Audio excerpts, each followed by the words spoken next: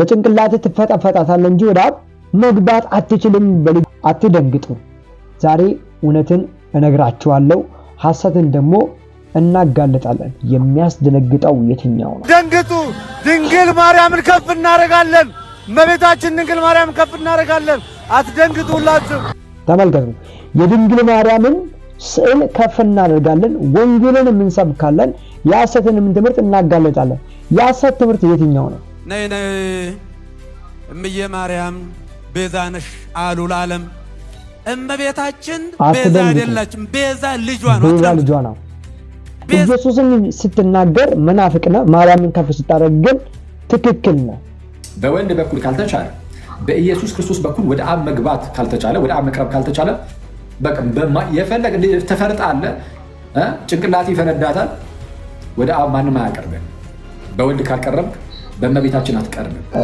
ታድሶ ያስፈልጋል። ታድሶ ማለት ወደ ነበርንበት አቋም በክርስቶስ ኢየሱስ ወዳገኘንበት ወደዛ አቋም መምጣት አለብን። አንተ ግን ከእውነት ጋር መቀጠል አለብን።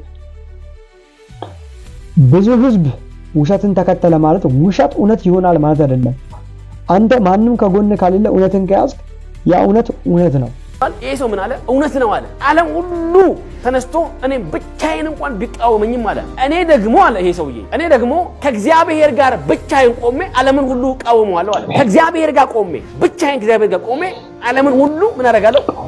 እቃወማለሁ አለ። ስለዚህ ከዚህ ጋር አባባል ተነስቶ እንደውም አንድ አባባል አለ፣ ዋን ማን ፕላስ ጋድ ማጆሪቲ የሚባል ነገር አለ። አንድ ሰው ከእግዚአብሔር ጋር ሲቆም ማጆሪቲ ነው እንደማለት ነው፣ ብዙሃን ይሆናል ማለት ነው። እንዴት ናችሁ? ዛሬ በአዲስ መልእክት ወደ እናንተ መጥቻለሁ። የጌታችን ኢየሱስ ክርስቶስ ጸጋ በያላችሁበት ስፍራ ለሁላችሁም ይሁንላችሁ። ይሄ መልእክት ብዙዎችን እንደሚያጽናና፣ የብዙዎች ልቦናና ሐሳብ እንደሚለወጥ፣ የቃሉ ደጆች እንደሚከፈቱላችሁ በብዙ እርግጠኛ ነኝ። ኢየሱስ ክርስቶስ ስሙ የተባረከ ይሁን። ዛሬ እውነት የሆነውን፣ ዛሬ ህይወት የሆነውን፣ ዛሬ ትክክል የሆነውን መጽሐፍ ቅዱሳዊ የሆነውን ሐሳብ ከአባቶችና ከመጽሐፍ ቅዱስ ደረጃ አሁን እየተማርነው ወይም ደግሞ አሁን በሚዲያ ላይ እየተነገረው ያለው ነገር ትክክል ነው ወይስ አይደለም የሚለውን ሐሳብ በደንብ አድርገን እናያለን።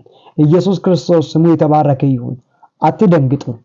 ዛሬ እውነትን እነግራችኋለሁ፣ ሐሰትን ደግሞ እናጋልጣለን። እውነት የቱ ነው? ሐሰትስ የቱ ነው? የሚያስደነግጠው የቱ ነው? የማያስደነግጠውስ የቱ ነው? በነገራችን ላይ ትልቅ ውሸት ስንናገር ብዙዎች ይደነግጣሉ። የሚያስደነግጠው ውሸት የትኛው ነው? የሚያሳርፈውስ እውነት የትኛው ነው የሚለውን ነገር እስኪ እንመለከታለን። ልደተ የሚባል አንድ ወንድማችን ሰሞኑን በሚዲያ ላይ ላስተምሮ የሄደበት ከተማ ላይ የተናገረው ነገር አለ። እሱን እስቲ አዳምጠን እንመለሳለን። የትም አትሄዱ፣ ከኔ ጋር ቆዩ። ደንግጡ። ድንግል ማርያምን ከፍ እናደርጋለን። እመቤታችን ድንግል ማርያምን ከፍ እናደርጋለን። አትደንግጡላችሁ። ወንጌልም ይሰበካል፣ አማኞችም ይሰበሰባሉ፣ የክህደት ትምህርትንም እናስወግዳለን። የድንግል ማርያምን ስዕልም በዚህ ልክ ከፍ እናደርጋለን። አትደንግጡ አለና ወንጌልን እናስተምራለን፣ የክህደትንም ትምህርት እናስወግዳለን፣ የድንግል ማርያምንም ስዕል ከፍ እናደርጋለን ብሎ ሲናገር እናገኛለን። አባቶቻችን ወንጌልን ሲሰብኩ የቅዱሳንን ስዕል የቅዱሳንን ስም ከፍ ሲያደርጉ አናገኝም።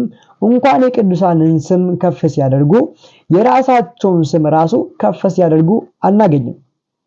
ሊድኑበት የተገባቸውንና ሐዋርያው ጌታችን ኢየሱስ ክርስቶስ ለነሱ የሰጠው ተልእኮ ላይ ነበረ እያተኮሩ የነበረው። ይህ ወንድማችን ግን እየተናገረ ያለው የሚያስደነግጥ ነገር ነው። ተመልከቱ። የድንግል ማርያምን ስዕል ከፍ እናደርጋለን፣ ወንጌልን እንሰብካለን፣ የሐሰትንም ትምህርት እናጋልጣለን። የሐሰት ትምህርት የትኛው ነው? የሐሰት ትምህርት የትኛው ነው? የሐሰት ትምህርት ይሄ ራሱ እየተናገረው ያለው ነው። ስዕልን ከፍ ማድረግ፣ በወንጌል ስም ማርያምን መስበክ።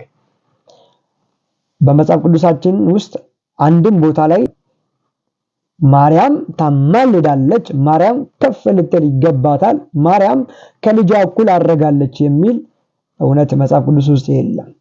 የጌታችን የኢየሱስ ክርስቶስ ስም የተባረከ ይሁን። ተመልከቱ አሁን የሚያስደነግጠው የትኛው ነው? ይሄኛው ነው ወይስ ይሄኛው ነው?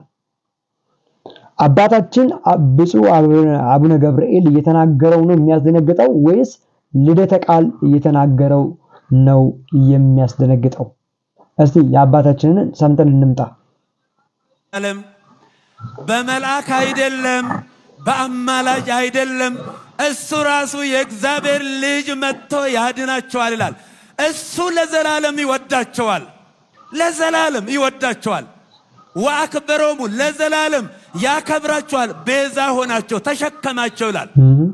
ፍጡር ቤዛ መሆን አይችልም። ይግባችሁ። ቤዛ ማለት ስለሌላ ተላልፎ መሰጠት ማለት ነው። ነይ ነይ እምዬ ማርያም ቤዛ ነሽ አሉ ለዓለም። እመቤታችን ቤዛ አይደላችም። ቤዛ ልጇ ነው። ቤዛ ልጇ ነው። ነይ ነይ ቤዛ ነሽ አሉ ለዓለም ተብሎ አይሰበክም። ቤዛ ተቀዳሚ ተከታይ የሌለው አንድ የእግዚአብሔር ልጅ ብቻ ነው። መጽሐፍ ቅዱስ አውጡ ዕብራውያን ምዕራፍ 9 ቁጥር 11 ላይ መጽሐፍ ቅዱሳችሁ ካለ አውጡ። ምዕራፍ 9 አውጡና ቁጥር 11 ላይ ምን ይላል? ነገር ግን ክርስቶስ መጣ ዘንድ ላለው መልካም ነገር ሊቀ ካህናት ሆኖ በምትበልጠውና በምትሻለው በእጆችም ባልተሰራች ማለት ለዚህ ፍጥረት ባልሆነች ድንኳን ፈጽሞ ወደ ቅድስ በገዛ ደሙ የዘላለም ቤዛነትን አግኝቶ በገዛ ደሙ ገባ እንጂ በፍየሎችና በኮርማዎች አይደለም። በፍየሎች በኮርማዎች አይደለም። ሚካኤል ቤዛ መሆን አይችልም። ገብርኤል ቤዛ አልሆነም። አብርሃም ቤዛ አልሆነም። የትኛውን ፍጡር ቤዛ አልሆነም። ለዘላለሙ ልጇ ነው ቤዛ። የእመቤታችን የቅድስት ድንግል ማርያም ልጇ የዓለም ቤዛ፣ የዓለም መድኃኒት፣ ለዓለም የተከፈለ በቀራንዮ ላይ የሞትና የኃጢአት መድኃኒት ሆኖ ለኛ የተሰጠ ልብ በሉ። ስለዚህ የዘላለም ቤዛነትን አግኝተው አንድ ጊዜ ፈጽሞ ነው የሚለው። ስንት ጊዜ ይላል? አንድ ጊዜ ፈጽሞ በገዛ ደሙ ገባ እንጂ በፍየሎችና በኮርማዎች አይደለም። ስለዚህ በፍየሎችና በኮርማዎች ደም በቅዱሳን በኩል በመላእክት በኩል መግባት ካልተቻለ የሚገባው በክርስቶስ ኢየሱስ በኩል ብቻ ነው። የሐዋርያት ስብከት ኢየሱስ ክርስቶስ ነው። ጳውሎስ ሲናገር እኛ የተሰቀለውን ክርስቶስን እንሰብካለን ያለው። ስለዚህ ኢየሱስን ወዶ በኦርቶዶክስ ውስጥ መቆየት ከባድ ነው ብሏል የሆነ ወንድም ሲናገር ተመልከቱ። ኢየሱስን ወዶ በዛ ቤት ውስጥ መቆየት በጣም ከባድ ነው። ለምን? ኢየሱስን ስትናገር መናፍቅ ነህ፣ ማርያምን ከፍ ስታደርግ ግን ትክክል ነህ። ክርስቶስ ሲሰበክ መናፍቅ ነህ፣ ኢየሱስ ሲነገር መናፍቅ ነህ። አማላጅ ነው፣ አዳኝ ነው፣ ታዳጊ ነው፣ የሚያጸድቀው እሱ ነው፣ መዳን ያለው በክርስቶስ ኢየሱስ ነው ብለህ ስትሰብክ የምትኮነነው እዛ ነው። ማርያም አማላጅ ናት፣ መላእክቶች አማላጅ ናቸው ብለህ ስትሰብክ ደግሞ ትክክለኛ ተረገ ትፈረጃለህ፣ እንደ ትክክል ነገር ትቆጠራለህ። ትክክለኛው የቱ ነው? በነገራችን ላይ አክሊል ሲናገር ምን አለ? በጭንቅላት ትፈጠፈጣታለህ እንጂ ወደ አብ መግባት አትችልም። በልጁ በኩል ካልገባ በእመቤታችን በቅድስት ድንግል ማርያም እንኳን መግባት አትችልም። ጭንቅላት ይፈጠፈጣታል እንጂ ቤዛ ልጇ እንጂ እሷ አይደለችም። ስለዚህ እመቤታችን ቅድስት ድንግል ማርያም ሆይ ካንቺ ወደ ልጅሽ ሄጃለሁ ማለት ነው ያለብን። አሁን ማርያም ቅድስት ድንግል ማርያም ብጽይቷ እሷ ልታድን የማትችልባቸው ምክንያቶች አሉ። እሱም ደግሞ አንደኛው ፍጡር ናት። ፍጡር ደግሞ ቤዛ ሊሆን አይችልም። ፍጡር መካከለኛ ሊሆን አይችልም። ፍጡር ከፍ ሊደረግ አይችልም፣ አይገባም። ከፍ ሊል የሚገባው ክርስቶስ ብቻ ነው ወገኖቼ። ስለዚህ በጭንቅላት ትፈጠፈጣለህ እንጂ ወደ አብ በልጁ በኩል ካልገባ በቀር መግባት አትችልም ይለናል ወንድማችን አክሊል። እስቲ እንስማው። በወልድ በኩል ካልተቻለ በኢየሱስ ክርስቶስ በኩል ወደ አብ መግባት ካልተቻለ ወደ አብ መቅረብ ካልተቻለ በቃ የፈለገ ተፈርጣለ ጭንቅላት ይፈነዳታል። ወደ አብ ማንም አያቀርብም። በወልድ ካልቀረብክ በእመቤታችን አትቀርብም። የወልድ የባህሪ አምላክነት አልተዋጠላችሁም። ወልድ ራሱ መዳረሻ ነው እንጂ በወልድ በኩል ወደ አብ አንሄድም። ወደ ወልድ ወደ ራሱ ነው የምንሄደው። ወደ አብ ወደ ወልድ ወደ መንፈስ ዘላለማዊ ወደሚሆን ወደ ቅድስት ሥላሴ ነው የምንሄደው። ያዘው አንዴ። በወልድ በኩል ወደ አብ መድረስ የሚባል ነገር የለም አሉ። የጉባኤ ቤት መምህራን ካላችሁ አስገባለሁ ዛሬ ክርስቶስ እስቲ ካላችሁ አንዴ እንደው የጉባኤ ቤት መምህራን ወይም በጉባኤ ቤት አልፈናል የምትሉ ሰዎች ካላችሁ አስገባለሁ። እኔ ይሄንን ነገር ከእናንተው ብንሰማ ደስ ይለኛል። ነው ግዙን ሁሉ እየጠቀሳችሁልን ከኛ በእጅጉ የተሻላችሁም ስለሆናችሁ በንባብም በትምህርትም በብዙ ስለምትሻሉ ፕሊዝ እኔ የጉባኤ ቤት መምህራን ባትሆኑ ራሱ በጉባኤ ቤት ያለፋችሁ ሰዎች በወልድ በኩል ወደ አብ መቅረብ የሚባል ነገር አይታወቅም። ጉባኤ ቤት ላይ በእኔ በቀር ወደ አብ የሚደርስ የለም ያለው ኢየሱስ አይደለም ወይ? እስቲ እናንብበው በጌታ ስም መካከለኛነቱን ቢሆን እስቲ እናንተ ጋር እንዴት የምትፈቱት መጽሐፉን ጉባኤ ቤት የተማራችሁ ሰዎች ወይም የምታስተምሩ ሰዎች ካላችሁ መምህራን ካላችሁ የክርስቲያናችን መምህራን ያንን ክፍል አውጥታችሁ በምን መልኩ እንደተማራችሁ ገልጣችሁ ይኸው እኛ በዚህ መልኩ የተማር ነው እና የክርስቶስ መካከለኛነት ኢየሱስ መካከለኛ አይደለም የምትሉን ከሆነም እስቲ ትነግሩናላችሁ ማለት ትላላችሁ ያልኩኝ አይደለም እንደው ለእነዚህ ልጆች መልስ እንዲሆን ይሄ ጉባኤ ቤት በሚል ሰበብ እያጭበረበሩ እንዳይኖሩ ማለት ነው። ወይ ደግሞ አንዳንድ ነገሮች ላይ መዘጋጀት አለብን ካላችሁ ላይቭ እንትን በሉና ጥሩንና እኛም መተን ምናምን ገዝተን ቁጭ ብለን እንደዛ ማድረግ እንችላለን። እንዲህ ይላል ኢየሱስ ሲናገር ዮሐንስ ወንጌል ምዕራፍ 14 ቁጥር 6 ላይ ኢየሱስም አለው እኔ መንገድና እውነት ሕይወትም ነኝ። እኔ መንገድና እውነት ሕይወትም ነኝ። በእኔ በቀር ወደ አብ የሚመጣ የለም። በማን በቀር? በእኔ በቀር አለ ጌታ ኢየሱስ። በኢየሱስ በኩል ካልሆነ በስተቀር ወደ አብ መድረስ አይቻልም። ወደ ኢየሱስ የሚደርስ ሰው ወደ አብ ይደርሳል። ስለዚህ በማን ከተባለ በኢየሱስ። ለምን? እግዚአብሔር ልጁ ኢየሱስን ላከው። ልጁ ኢየሱስ በስጋ ተገልጦ መጣ። ስለዚህ ከአብ ያለውን ወስዶ ለእኛ ይነግረናል፣ አብን ይገልጥልናል። መቼም ቢሆን እግዚአብሔርን ያየው አንድስ እንኳ የለም፣ በአባቱ እቅፍ ያለ አንድ ልጁ እርሱ ግን ተረከው ተብሎ እንደተነገረ በእቅፉ ያለው ያ ልጁ ብቸኛ ልጁ አብን ሲተርከው ከወልድ በሰማነው መልኩ እና በወልድ ስራም ደግሞ በክርስቶስ ስራ በኢየሱስ ክርስቶስ ስራ ሁላችን ወደ አብ መግባት አለን ስለሚል ጳውሎስም በእርሱ ስራ ወደ አብ እንቀርባለን። ከአብ ጋር የታረቅነው ከእግዚአብሔር ጋር የታረቅነው በልጁ ሞት ስለሆነ ሮሜ ምዕራፍ 5 ላይ እንደሚናገረው በክርስቶስ በትምህርቱም በድህነት ስራውም ጭምር ወደ እግዚአብሔር አብ መቅረብን አገኘን። ወደ እግዚአብሔር መቅረብን ያገኘ ነው በክርስቶስ ነው። አይ ወደ ስላሴ የምንቀርበው ካላችሁ ችግር የለውም። ወደ ስላሴ አሁን ቀርበናል። ወደ ስላሴ የሚቀርበው ግን በማን ስራ ከተባለ በወልድ ስራ።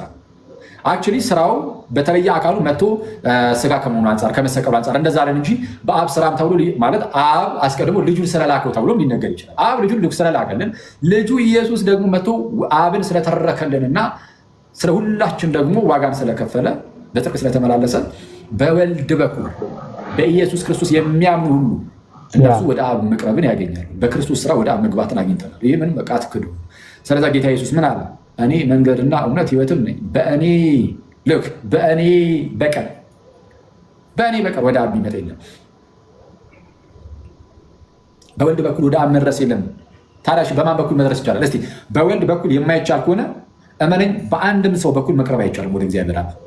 በወልድ በኩል ካልተቻለ በኢየሱስ ክርስቶስ በኩል ወደ አብ መግባት ካልተቻለ ወደ አብ መቅረብ ካልተቻለ የፈለግ ተፈርጣለ ጭንቅላት ይፈነዳታል።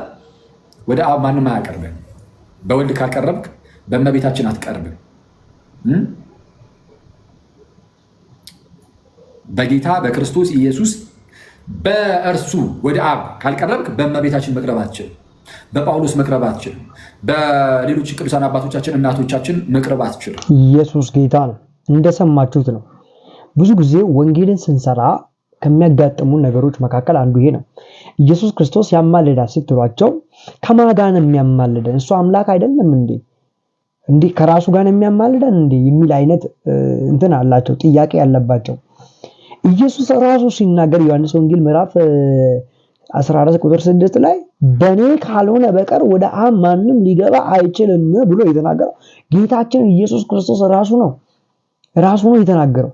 አንድም መልአክ፣ አንድም ፍጡር፣ አንድም ሰማዕት በክርስቶስ ኢየሱስ ካልሆነ በቀር ወደ አብ የገባ የለም፣ እነሱም አያስገቡም።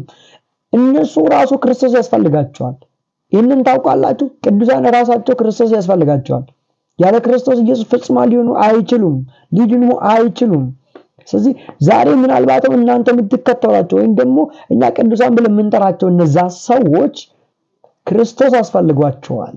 ሁሉም በአዳም ኃጢአት ተጠያቂ ከሆነው ከኃጢአተኝነትን የሚድኑት በክርስቶስ ኢየሱስ በተሰራው ስራ ነው። ለዚህ ነው አሁን እኔ ታድሶ ያስፈልጋል። ታድሶ ማለት ወደ ነበርንበት አቋም በክርስቶስ ኢየሱስ ወዳገኘንበት ወደዛ አቋም መምጣት አለብን። እውነትን ስትናገሩ ብዙ ተቃዋሚዎች ይመጣሉ። እውነትን ስትናገሩ ብዙ የሚቃወሙ ከውጭ ይመጣሉ። አሁን ለምሳሌ ኢየሱስ ክርስቶስ አማላይ ነው ብሎ ብትነሳ እዛ ቤት ውስጥ ኦርቶዶክስ ቤት ውስጥ ሆነክ ከውስጥም ከውጭም ብዙ ተቃዋሚዎች ይነሳሉ። እንዴት እሱን አማላይ ታደርጋለህ? እንዴት እሱን ታሳንሳለህ?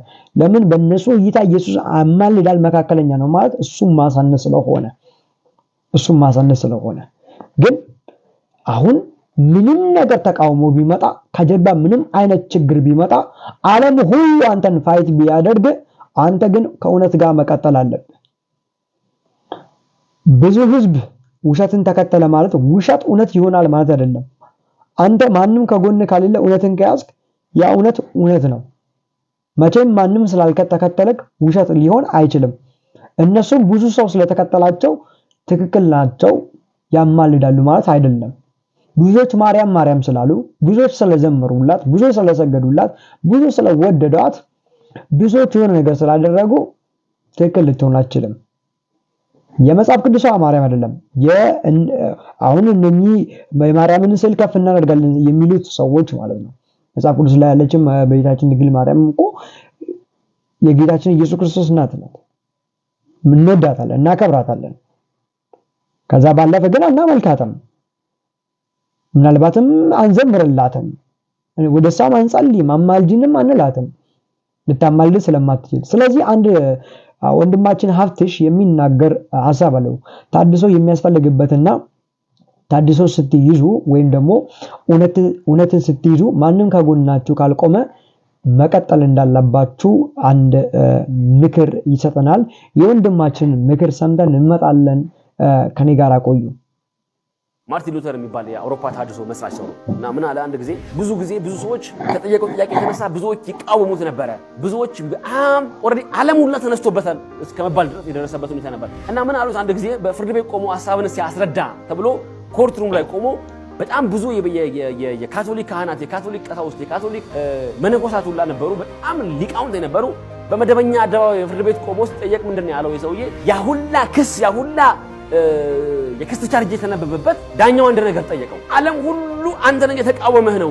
ዓለም ሁሉ ካንተ ተቃራኒ ቆሟል። ዓለም ሁሉ ኢን ኮንትራሪ አንተን ለማጥፋት ተነስቷል።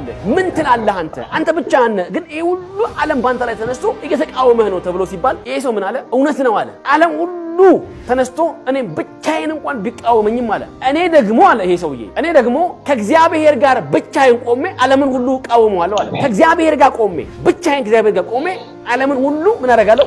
እቃወማለሁ አለ። ስለዚህ ከዚህ ጋር አባባል ተነስተው እንደውም አንድ አባባል አለ ዋን ማን ፕላስ ጋድ ማጆሪቲ የሚባል ነገር አለ። አንድ ሰው ከእግዚአብሔር ጋር ሲቆም ማጆሪቲ ነው እንደማለት ነው። ብዙሃን ይሆናል ማለት ነው። ከማይኖሪቲነት ከህዳጣንነት ይወጣና ወደ ማጆሪቲ ወደ ብዛህነት ይገለጣል ማለት ነው። ምን ማለት ነው? ተሐድሶ ወንጌሉን ተረድቶ እውነትን ተረድቶ ሐቅን ተረድቶ ብርሃንን ተረድቶ ብርሃንን ተገልጦለትና ብርሃን ገብቶት ተደብቆ ሊቀመጥ አይችልም። ልክ እንደዚህ ማንም ከጎናችሁ ካልቆመ ማንም ስለቆም አይደለም እውነትን ስለያዛችሁ ብቻ ተከተላላችሁ።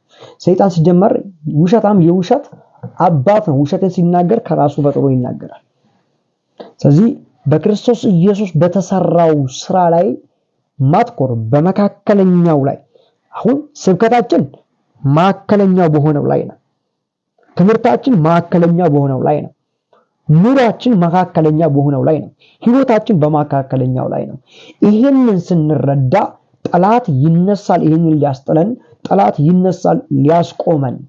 ነገር ግን እኛ ከእውነት ጋር ቆመን እውነትን ለሌሎች ማድረስ አለብን። በእውነት ላይ አንዳች አልጨምረም አለ ጳውሎስ። አንዳችም አልቀንስም፣ እውነትን እናገራለሁ። ስለዚህ በእውነት ላይ አንጨምርም፣ በእውነት ላይ ከእውነትንም አንቀንስም። የተነገረን እውነትና ተስፋ እንቀጥልበታለን፣ እንሄድበታለን።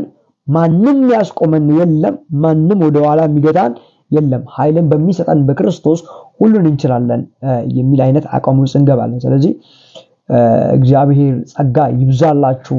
ይህን መልእክት ለሌሎች ሼር አድርጉላቸው፣ ብዙዎች ጋር ይድረስ። የሚያስደነግጠው የትኛው ነው?